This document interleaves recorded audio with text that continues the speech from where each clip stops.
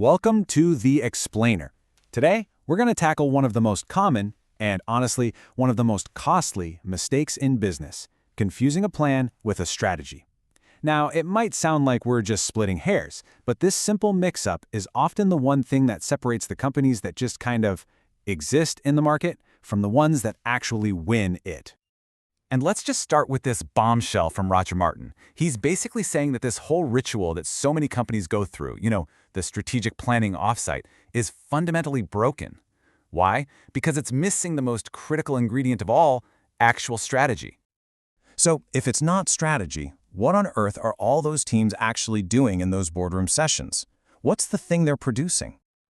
Well, more often than not, it boils down to this: a to-do list, a big, long collection of projects and initiatives. And look, it feels productive, right? It looks great in a PowerPoint deck, but it completely, totally misses the point.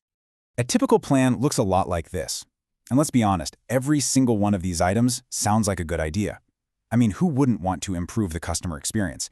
But here's the problem. They're usually just a disconnected list. There's no glue holding them together, no sense that they're all working in concert to achieve one specific winning outcome. So this brings us right to the heart of the matter, the fundamental difference between these two things. So let's break down what really separates a comfortable, easy plan from a real and often uncomfortable winning strategy. See, a real strategy isn't a list of stuff to do. It's an integrative set of choices.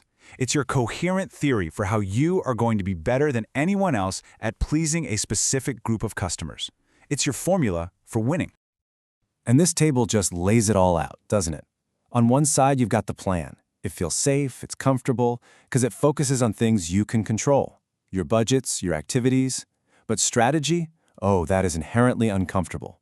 It focuses on something you absolutely do not control, whether a customer will choose you over everyone else. And that uncertainty, that creates real angst. But it's out of that very angst that great strategy is born. So here's the crucial point. While your company might be busy feeling good about its comfortable, controllable plan, there's a competitor out there crafting an uncomfortable, customer-obsessed strategy that's explicitly designed to win the whole game. Let's make this concrete. A classic, perfect example of how this works in the real world is Southwest Airlines.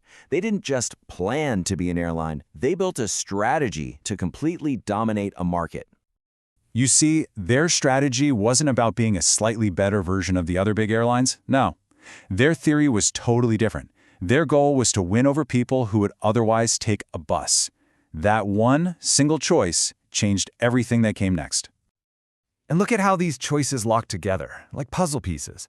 Flying point to point keeps planes in the air, not waiting at hubs. Because they did that, using only one kind of plane, the 737, made maintenance a breeze. And to support that speed, they cut out meals and pushed everyone to book online to slash costs and complexity. Every single choice reinforces all the other choices.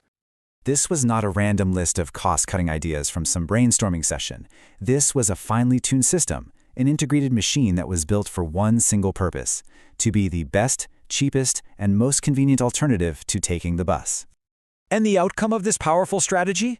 Well, this once tiny little Texas airline grew and grew until it flew more passenger miles in America than any other carrier. Now that is what winning looks like.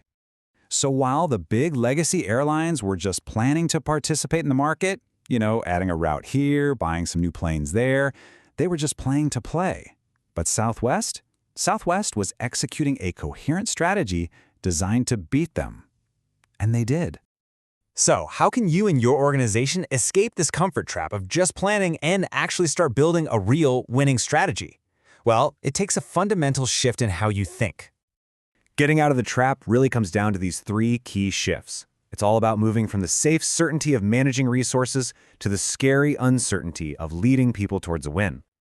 First things first, you have to get comfortable with being uncomfortable. You simply cannot prove a strategy is going to work before you try it. And accepting that uncertainty, that's not a sign of bad management. That's the very definition of leadership.